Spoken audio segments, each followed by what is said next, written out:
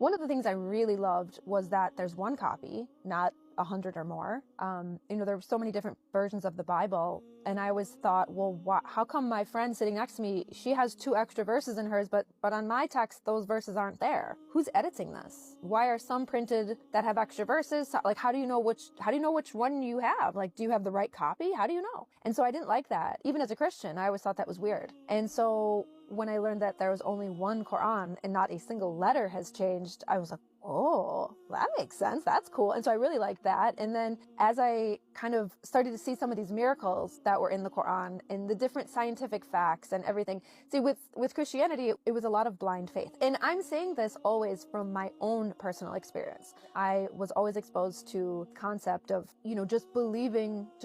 Well, if you don't believe, then you don't have faith. And I'm like, well, shouldn't it make sense what I'm believing in? And I would ask the pastors in the church, I would say, well, you're saying that Jesus, God in the form of flesh. So God came into Jesus's body, but Mary gave birth to Jesus. So you're telling me Mary gave birth to God? No. And then if God was in Jesus's body and then they nailed him to a cross and killed him, so God died? Okay, so who's running the world?